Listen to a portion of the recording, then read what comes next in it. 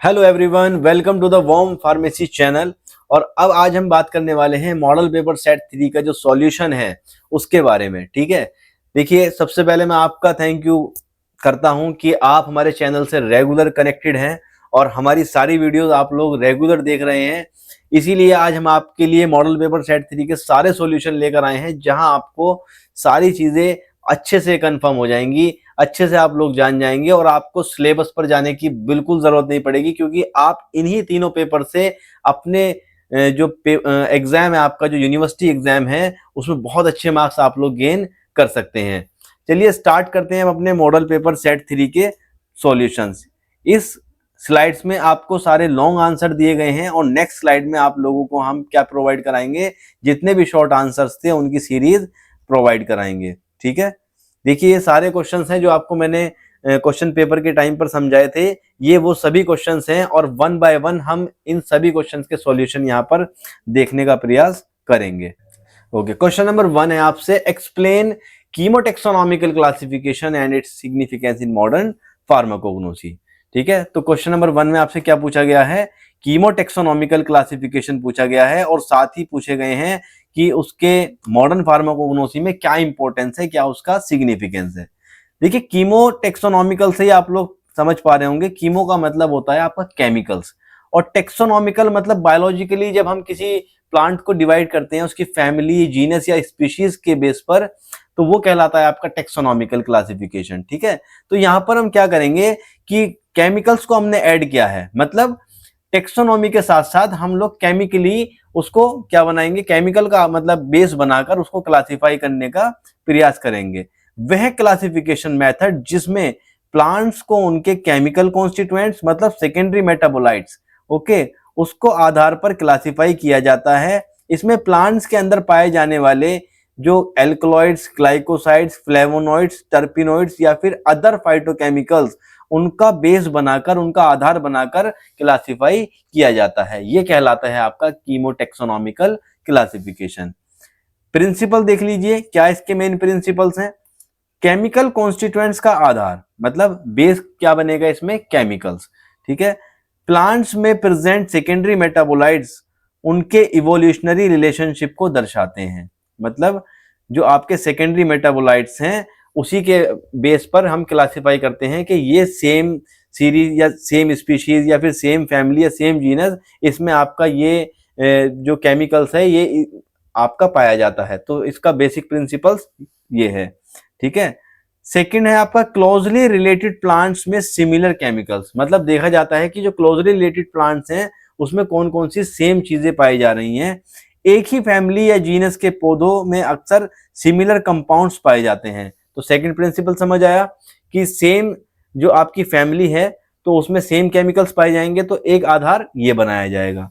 ठीक है, और थर्ड में देखिए आप, केमिकल मार्कर्स का उपयोग, कुछ कंपाउंड्स को केमिकल मार्कर्स माना जाता है जो प्लांट आइडेंटिफिकेशन में मदद करते हैं। क्लियर, केमिकल मार्कर्स का यूज किया जाता है। सिग्निफिकेंस, ठीक है, सिग्निफिकेंस देख लीजिए, मतलब क्या इसकी इंपॉर्टेंस है। तो प्लांट आइडेंटिफिकेशन में सहायता, केमिकल कॉन्स्टिट्यूएंट्स के आधार पर मेडिसिनल प्लांट्स की सही पहचान की जा सकती है। Clear, new drug discovery, similar chemical compounds वाले प्लांट से न्यू थेरेपेटिक ड्रग्स खोजने में सहायता मिलती है। बिल्कुल, अगर आपको पता होगा कि ये सेम फैमिली से ये वाला हमारा जो केमिकल्स है ये ऑब्टेन हो रहा है, तो हम बहुत इजीली फाइंड आउट कर पाएंगे कि ये फैमिली से अगर ये प्लांट कनेक्टेड है तो उससे भी ये चीज हमें मिल सकती है। ठीक है, तो नया जो ड्रग डिस्कवरी है वो बहुत आसान हो जाती है। थर्ड है आपका एडल्ट्रेशन डिटेक्शन, कीमोटेक्सोनॉमिकल स्टडी से क्रूड ड्रग्स की एडल्ट्रेशन को पहचानना आसान हो जाता है। बिल्कुल भाई, सपोज दैट किसी प्लांट के अंदर हमने एडल्ट्रेशन फाइंड आउट की और वो आपका फैबेसी फैमिली से था, तो हम उस फैमिली से रिलेटेड जो दूसरे अदर प्लांट्स हैं उससे भी तो हम इजीली फाइंड आउट कर सकते हैं। तो यही ये कहना चाह रहा है। ठीक है, नेक्स्ट पॉइंट है आपका प्लांट रिलेशनशिप की अंडरस्टैंडिंग। ठीक है, प्लांट रिलेशनशिप की अंडरस्टैंडिंग, इससे प्लांट्स के इवोल्यूशनरी रिलेशनशिप और क्लासिफिकेशन को समझने में मदद मिलती है। इवोल्यूशनरी मतलब जो पहले से उनकी जीनस या उनकी स्पीशीज जो कनेक्टेड है ना, उसको समझने में हमें मदद मिलती है। लास्ट है आपका क्वालिटी कंट्रोल, हर्बल ड्रग्स की स्टैंडर्डाइजेशन और क्वालिटी कंट्रोल में भी यह महत्वपूर्ण भूमिका निभाता है। ठीक है, अगर हम ये पहले ही पता कर लेंगे कि इसमें ये एडल्ट्रेशन हो रही है तो उसके हम बहुत अच्छे से क्वालिटी कंट्रोल कर पाएंगे और अपनी जो नई ड्रग्स बनने वाली है उसको स्टैंडर्डाइजेशन पर ले जा सकते हैं। ठीक है, ये आपके इंग्लिश वर्जन है, तो जो भी हमारे सीबीएसई के स्टूडेंट हैं, इंग्लिश मीडियम से हैं, वो यहाँ से अपने को इंग्लिश वाले वर्जन को रीड आउट कर सकते हैं। चलिए, सेकंड क्वेश्चन है आपका, right note on the isolation and identification of glycosides. ठीक है, बताइए भाई ग्लाइकोसाइड्स का जो आपका आइसोलेशन और आइडेंटिफिकेशन है। ठीक है, और साथ ही रेजिन्स का भी यहाँ पर बताना है। ग्लाइकोसाइड्स ऐसे ऑर्गेनिक कंपाउंड्स होते हैं जिनमें शुगर पार्ट, मतलब जिसको हम क्या कहते हैं, ग्लाइकोन, और एक होता है हमारा नॉन शुगर पार्ट जिसको कहते हैं हम ए ग्लाइकोन। और ये ए ग्लाइकोन और ग्लाइकोन आपस में कनेक्टेड होते हैं, जिससे ये कनेक्टेड होते हैं, मतलब ये आपका एक शुगर पार्ट हो गया और ये आपका एक नॉन शुगर पार्ट हो गया, तो जिससे ये पार्ट कनेक्टेड हैं उसको कहते हैं हम क्या, ग्लाइकोसाइडिक लिंकेज या फिर हेमी एसिटल लिंकेज। क्लियर, तो ये आपका सारा कहलाया क्या, ग्लाइकोसाइड, मतलब ए ग्लाइकोन पार्ट और ग्लाइकोन पार्ट जब आपस में कनेक्ट हो जाते हैं by the help of glycosidic linkage, वो कहलाता है आपका ग्लाइकोसाइड्स। क्लियर, हमसे पूछा गया है इसका आइसोलेशन, किसका, ग्लाइकोसाइड्स का। प्लांट मटेरियल्स का एक्सट्रैक्शन, पाउडर्ड क्रूड ड्रग्स को वाटर या अल्कोहल से एक्सट्रैक्ट किया जाता है। ठीक है, तो हम वाटर से या फिर अल्कोहल मतलब मिथेनॉल या इथेनॉल से उसका एक्सट्रैक्शन कर सकते हैं। हाइड्रोलाइसिस प्रोसेस, एसिड या एंजाइम्स की सहायता से ग्लाइकोसाइड्स को ए ग्लाइकोन और आपका जो ग्लाइकोन जो शुगर पार्ट है उसमें ब्रेक डाउन किया जाता है। फिर उसके बाद सेपरेशन, ऑर्गेनिक सॉल्वेंट्स की मदद से ए ग्लाइकोन पार्ट को अलग किया जाता है। ठीक है, ऑर्गेनिक सॉल्वेंट से हम क्या करते हैं, ए ग्लाइकोन पार्ट को अलग करते हैं और लास्ट में उसमें क्या किए जाते हैं, identification test like Borntrager test, जो किसके लिए हेल्पफुल होता है, आपका ग्लाइकोसाइड्स के आइडेंटिफिकेशन के लिए। जो आपका एंथ्राक्विनोन ग्लाइकोसाइड्स है उसके लिए हम कौन सा टेस्ट यूज करते हैं, बॉन्ड ट्रेजर टेस्ट, क्योंकि ग्लाइकोसाइड डिफरेंट टाइप्स के हैं। आपका एंथ्राक्विनोन ग्लाइकोसाइड्स है, कार्डियक ग्लाइकोसाइड्स है, आपका काउमेरिन ग्लाइकोसाइड्स है, तो लगभग वेरियस टाइप्स के आपके ग्लाइकोसाइड्स हैं 11 to 12। तो हम डिफरेंट ग्लाइकोसाइड्स के आइडेंटिफिकेशन के लिए डिफरेंट काइंड्स ऑफ टेक्निक्स का या फिर टेस्ट का यूज करते हैं। नेक्स्ट है आपका लीगल टेस्ट, जो किस लिए यूज किया जाता है, देखिए कार्डियक ग्लाइकोसाइड्स के लिए। तो कार्डियक ग्लाइकोसाइड जो कि आपकी कार्डियक एक्टिविटी के लिए रिस्पॉन्सिबल होगा, उसके लिए हम कौन सा टेस्ट यूज करते हैं, तो that is the legal test. Okay, next है आपका किलर किलियानी टेस्ट, जो कि आपका डिऑक्सी शुगर वाले कार्डियक ग्लाइकोसाइड्स के लिए यूज किया जाता है। क्लियर, नेक्स्ट है आपका रेजिन, जो इसी क्वेश्चन में आपसे पूछा गया है, रेजिन। तो रेजिन क्या होते हैं भाई, रेजिन्स एक तरह के प्लांट सिक्रीशंस होते हैं जो सॉलिड या फिर सेमी सॉलिड सब्सटेंस होते हैं और वाटर में इनसोल्यूबल, लेकिन ऑर्गेनिक सॉल्वेंट्स में ये सोल्यूबल होते हैं। क्लियर, एक्सट्रैक्शन देख लीजिए इसका, जो आइसोलेशन हम करेंगे तो सबसे पहले कौन सी टेक्निक्स यूज करेंगे, that is the extraction. Plant materials को अल्कोहल, ईथर या फिर क्लोरोफॉर्म से एक्सट्रैक्ट किया जाता है। देन फिल्ट्रेशन, इंप्योरिटीज हटाने के लिए फिल्ट्रेशन किया जाता है। ठीक है, आप लोग बॉटमैन फिल्टर पेपर वगैरह यूज कर सकते हैं फिल्ट्रेशन के लिए। देन नेक्स्ट स्टेप है आपका प्रेसिपिटेशन, वाटर ऐड करने से रेजिन प्रेसिपिटेट हो जाता है। क्लियर, फिर उसके बाद हम क्या करेंगे, आइडेंटिफिकेशन टेस्ट यूज करेंगे, जिससे हम ये पता लगा सकें कि रेजिन आपका कौन सा है। ठीक है, सॉल्युबिलिटी टेस्ट और फिर टर्बिडिटी टेस्ट। ऑर्गेनिक सॉल्वेंट्स में सोल्यूबल होते हैं आपके, और टर्बिडिटी टेस्ट यूज करेंगे, अल्कोहलिक एक्सट्रैक्ट में वाटर ऐड करने पर टर्बिडिटी आती है। क्लियर, टर्बिडिटी मतलब कलर आता है। क्लियर, चलिए ये आपका इंग्लिश वर्जन है। नेक्स्ट क्वेश्चन है आप लोगों से, detail the pharmacognosy of carminatives and GI regulators like fennel, ginger and black pepper. ठीक है, देखिए भाई कार्मिनेटिव्स एंड जीआई रेगुलेटर्स, मैं आपको पहले भी बताया, कार्मिनेटिव्स आपकी और जीआई रेगुलेटर्स वो ड्रग्स हैं जो आपके स्टमक में हेल्पफुल होती हैं, मतलब पेरिस्टाल्टिक मूवमेंट को इंक्रीज करके गैस को रिमूव आउट कराने का काम करती हैं। ठीक है, तो ये होते हैं आपकी कार्मिनेटिव्स। चलिए देखते हैं, देखिए डेफिनेशन आपको दी गई है। कार्मिनेटिव्स वे ड्रग्स होती हैं जो गैस फॉर्मेशंस को कम करती हैं और डाइजेशन इंप्रूव करती हैं। क्लियर? ये गैस्ट्रोइंटेस्टाइनल ट्रैक्ट के फंक्शंस को रेगुलेट करती हैं लाइक फेनल। ठीक है, मतलब फंक्शन क्या हुआ इसका, ठीक है, क्या फंक्शन हुआ इसका कि ये आपके गैस्ट्रोइंटेस्टाइनल ट्रैक्ट से गैस फॉर्मेशंस को रिमूव कराने का काम करती हैं। कौन? आपकी कार्मिनेटिव्स, जिसका एग्जांपल है आपका फेनल। तो बायोलॉजिकल सोर्स क्या है फेनल का? तो दैट इज द फोइनिकुलम वल्गेर। फैमिली है इसकी एपिएसी। केमिकल कॉन्स्टिट्यूएंट्स कौन कौन से पाए जाते हैं इसमें? Anethole, fenchone, volatile oils. Volatile oils why? क्योंकि आपने स्मेल देखी होगी, तो स्मेल किस वजह से है? आपकी वोलेटाइल ऑयल्स की वजह से, क्योंकि दीज आर एरोमेटिक। ठीक है, ये एरोमेटिक्स होते हैं। यूज की हम बात कर लेते हैं, कहां कहां यूज होता है। तो एज अ कार्मिनेटिव यूज होती हैं फेनल्स, डाइजेस्टिव स्टिमुलेंट होती हैं, ठीक है, और फ्लैचुलेंस, फ्लैचुलेंस के लिए भी इनका यूज किया जाता है। ठीक है, मतलब अगर स्टमक में पेन वगैरह होता है या मोटिलिटी देखने के लिए मिलती है, तो वहां भी हम इसका यूज कर सकते हैं। क्लियर? नेक्स्ट ड्रग है आपकी जिंजर। क्लियर? और जिंजर आपका क्या है भाई? कहां पढ़ा आप लोगों ने जिंजर को? कार्मिनेटिव्स और जीआई रेगुलेटर्स में ही पढ़ रहे हो ना आप लोग, तो वहीं पढ़ा है। सिंपल। बायोलॉजिकल सोर्स जिंजीबर ऑफिसिनेल के ड्राइड राइजोम है। क्लियर? यह जिंजीबर ऑफिसिनेल के ड्राइड राइजोम है। फैमिली की अगर हम बात करें तो दैट इज द जिंजीबरेसी। कौन सी फैमिली है इसकी? जिंजीबरेसी। केमिकल कॉन्स्टिट्यूएंट्स आप देख लीजिए, जिंजीरोल, शैगोल या फिर वोलेटाइल ऑयल्स। और यूज है इसके digestive stimulant, anti emetic and last carminative. Clear? चलिए, ब्लैक पेपर। ब्लैक पेपर आप लोग घरों में यूज करते हैं भाई, तो बायोलॉजिकल सोर्स है इसका पीपर निग्रम्स के ड्राई फ्रूट्स होते हैं ब्लैक पेपर, जो काली मिर्च होती है। ठीक है, फैमिली है इसकी क्या? पिपरेसी। केमिकल कॉन्स्टिट्यूएंट है इसमें पिपरेन, वोलेटाइल ऑयल्स और चैविसेन। क्लियर? यूज होता है इसका कार्मिनेटिव, डाइजेस्टिव स्टिमुलेंट या फिर एपेटाइट स्टिमुलेंट, इसमें इसका यूज किया जाता है। एपेटाइट स्टिमुलेंट मतलब जो चीज भूख को बढ़ाने के लिए, ठीक है, भूख को बढ़ाने के लिए यूज की जाती हैं। नेक्स्ट आपसे इसका जो भी इंग्लिश वर्जन है वो यहां पर आपको दिया गया है। नेक्स्ट क्वेश्चन है भाई, discuss plant fibres used as surgical dressings और differentiate between absorbent and non absorbent cotton. ये आपका क्वेश्चन नंबर 4 है जो आपसे पूछा गया है। चलिए बताइए, सर्जिकल ड्रेसिंग्स क्या होती हैं? Plant fibres used as surgical dressings. ठीक है, बिल्कुल प्लांट फाइबर्स का यूज किया जाता है सर्जिकल ड्रेसिंग्स के रूप में। देखिए, प्लांट फाइबर्स वे फाइबर्स होते हैं जो प्लांट से प्राप्त होते हैं और सर्जिकल ड्रेसिंग्स में वुंड्स को प्रोटेक्ट, एब्जॉर्ब और सपोर्ट करने के लिए यूज किए जाते हैं। क्लियर? Example cotton, linen.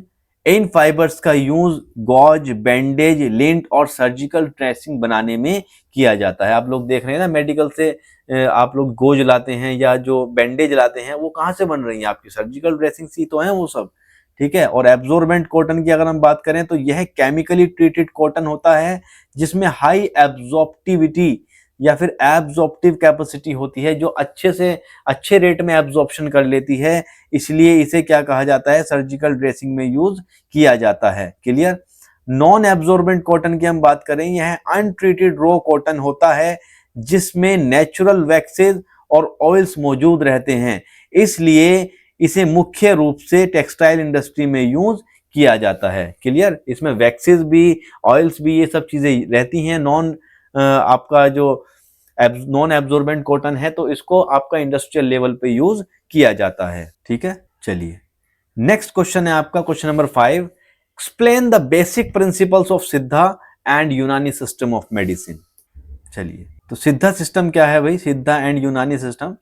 सिद्धा एंड यूनानी सिस्टम ऑफ मेडिसिन, सिद्धा और यूनानी दोनों ही ट्रेडिशनल सिस्टम ऑफ मेडिसिन है, मतलब काफी प्राचीन काल से, पुराने समय से चले आ रहे हैं, जो प्राकृतिक सिद्धांतों पर बेस्ड हैं और हर्बल, मिनरल्स तथा एनिमल ओरिजिन ड्रग्स का यूज करते हैं। सिद्धा की अगर हम बात करें तो सिद्धा सिस्टम भारत की प्राचीन चिकित्सा पद्धति है, मतलब बहुत पुराना सिस्टम है जिसका विकास मुख्य रूप से दक्षिण भारत यानी तमिलनाडु में हुआ था। बेसिक प्रिंसिपल मतलब किन किन बेस पर यह काम करता है, इसके बेसिक प्रिंसिपल्स क्या हैं? तो शरीर के 5 एलिमेंट्स बना होता है। ये कहता है कि शरीर 5 एलिमेंट्स से बना होता है, earth, water, fire, air and ether. ठीक है। शरीर में 3 ह्यूमर्स होते हैं, यानी वता, पिथा और कफा। इन ह्यूमर्स का इम्बैलेंस डिजीज का कारण बनता है। समझ रहे हैं आप लोग? इसका कहना है कि अगर इन सब में कोई डिसबैलेंस होता है, इम्बैलेंस होता है, तो वो हमारे किसी भी डिजीज का कारण बन सकता है। उपचार के लिए हर्बल मेडिसिन, डाइट रेगुलेशन और लाइफ स्टाइल्स को कंट्रोल का उपयोग किया जाता है। क्लियर? इन सभी को बैलेंस करने के लिए ये लोग डाइट का भी जो बैलेंस है, जो परहेज है, वो बताते हैं।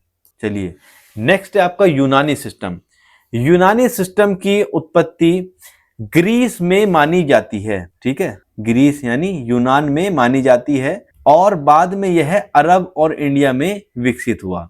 देखिए, यूनानी सिस्टम जो मतलब जहां से डेवलप हुआ वो क्या है आपका यूनान, जिसको हम ग्रीस भी बोलते हैं। बाद में फिर ये कहाँ हमारे अरब में और इंडिया में विकसित हुआ, मतलब डेवलप हुआ। बेसिक प्रिंसिपल जो है इसके अर्थ, वाटर, एयर एंड फायर। ठीक। एंड जो 4 ह्यूमर्स हैं दैट इज द ब्लड, बलगम, सफरा या फिर सौदा। यहाँ पर आप लोग ये इसकी जो इंग्लिश वर्जन है वो देख सकते हैं। ठीक है, मतलब ब्लड, फ्लैगम, येलो बाइल और ब्लैक बाइल। कहने का मतलब यह है कि इन ह्यूमर्स का बैलेंस हेल्थ को बनाए रखता है। ये कहता है कि इन ह्यूमर्स का बैलेंस जो है वो हेल्थ को बनाए रखता है। यदि ये इम्बैलेंस होते हैं तो फिर डिजीज का क्रिएशन हो जाता है। उपचार में हर्बल ड्रग्स, डाइट थेरेपी और रेजिमेन थेरेपी का यूज किया जाता है। क्लियर? ये आपका नेक्स्ट इंग्लिश वर्जन है, तो जो इंग्लिश में पढ़ना चाहते हैं वो यहां से पढ़ सकते हैं। Write the biological source and chemical constituents of cinchona and आर्टिमिशिया।